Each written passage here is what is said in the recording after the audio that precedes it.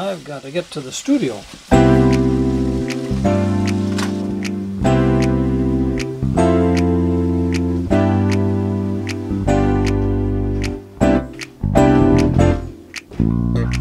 know, our religion, our faith, has to address the environment, has to address the community, has to address issues of poverty. What are some of the things you liked about Chicago? Oh, the Art Institute. And one of the things I know that you and I share is Chicago. This is true. Really distinct goals. Our primary interest was in campaign finance reform, but we were also interested in election law and in civil union. Have better and cleaner politics in Oregon. Dan, good to have you on Speaking Frankly.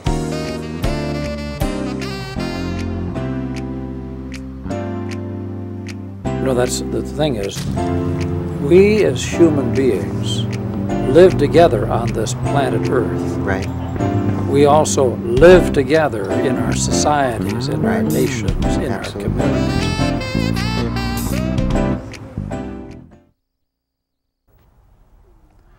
Welcome to Speaking Frankly. And this time of year, with all that's going on, it is terribly important that we do speak frankly and concernedly with one another. I have as one of my special friends and special guests today, Ramsey McPhillips, who's a member of Waste Not. Ramsey, welcome to Speaking Frankly. Thank you, Frank. Thank you. You know, it's just marvelous all that you are involved in for the well-being of this county. And I appreciate it, and others do too, the foresight and the work that you put in to keep our environment and our economy healthy. Well, thank you, Frank. I don't know that everyone would speak so highly of my efforts. You know, it's one of the sort of the drawbacks of this campaign to preserve the river and the farmland is that a lot of people are not on our side. There's a lot of people in the community who are, I believe, misinformed about the information and the possibilities of the great future that we have without Riverbend's expansion. Yes. And that's sort of been our most recent mantra, is to really inform people about this is not a death knell for jobs or a death knell for good garbage rates. In fact, it's just the opposite.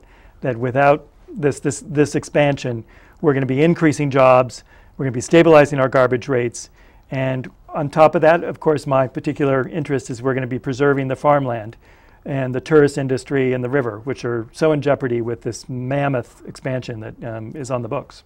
Well, you know, and you go way back as far as Yamhill County is concerned, and McMinnville, don't you? My family's been here for over 150 years before statehood, and so it's very important to the members of my family that we continue on the next 150 years.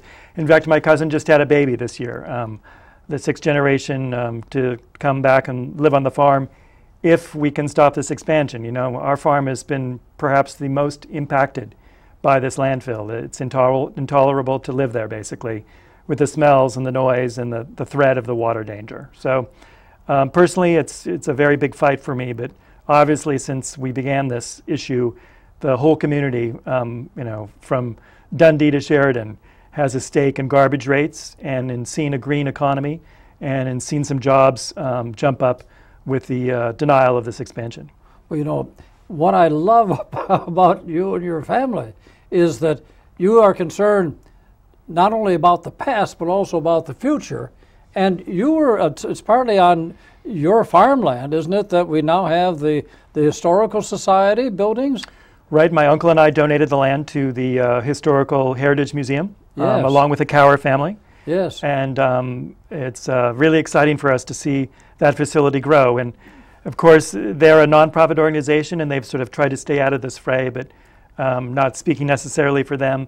They also are greatly impacted by this landfill expansion proposal. And it's really important that in order for it to grow and to draw tourists and the school groups and all of the wonderful other organizations that we hope to sort of circle around that organization and that site, that this landfill expansion be denied. Well, you know, that's the interesting thing, isn't it?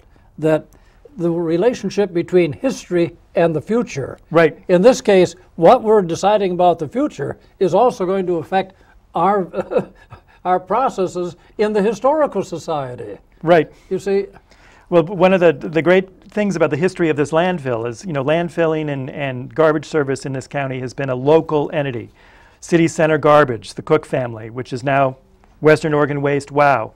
And it's my belief, and I've talked to many people inside of WOW and outside of WOW, that if the landfill expansion is denied, it opens up competition and allows WOW and Newburgh Garbage Service to play a much bigger part in the overall garbage service. And it's bringing the circle back.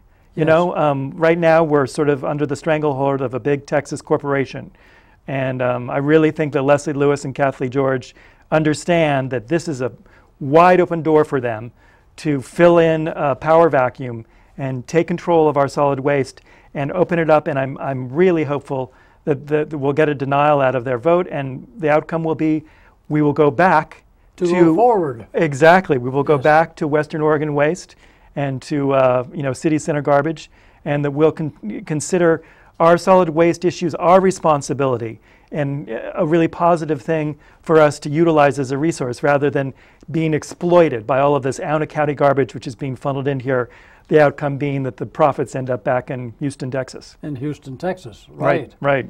Well, now, I noticed that the last two issues or weekly issues of the News Register had very important articles here about the very thing we're talking about. Right.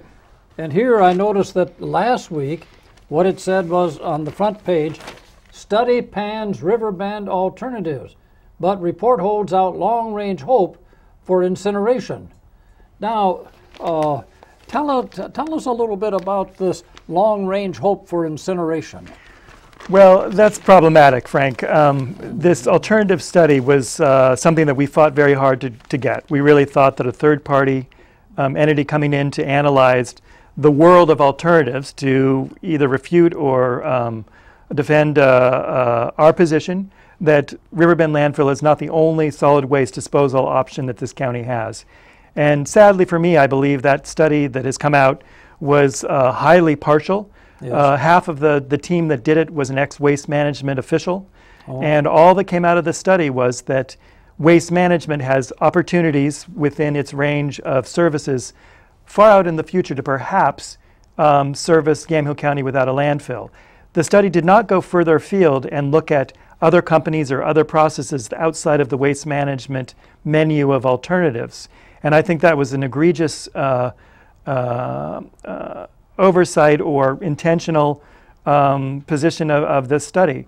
And I personally have become so obsessed with garbage and solid waste, yes. have been traveling across the country and looking at firsthand primary source, meeting and shaking the hands of CEOs and general managers of facilities across this country that are not waste management run or associated businesses that are fantastic. I mean, it makes me sound like I'm going against waste management. I'm really not.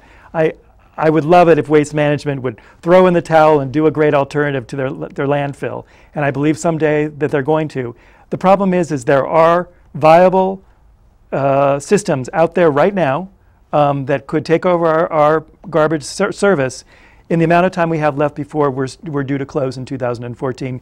And that study that just came out said that was not the case, that our only option was incineration like the one in Brooks, and that would take 8 years to put into place. Nothing could be further from the truth, and I hope that the commissioners take into weight our exhibits showing that there's a myriad of businesses willing to come in here if they just put out an RFP and just solicit, come one, come all, let us know what you can provide for us. And simply they would provide garbage service by the end of the term of 2014, keep our county revenues at $800 to $1 million, keep our garbage rates stable. If they're going to go up a little bit no matter whether waste management or not. I mean, don't think that just because we're going to have potentially have a dump that the garbage rates are going to stay the same. That's just one of their campaign slogans.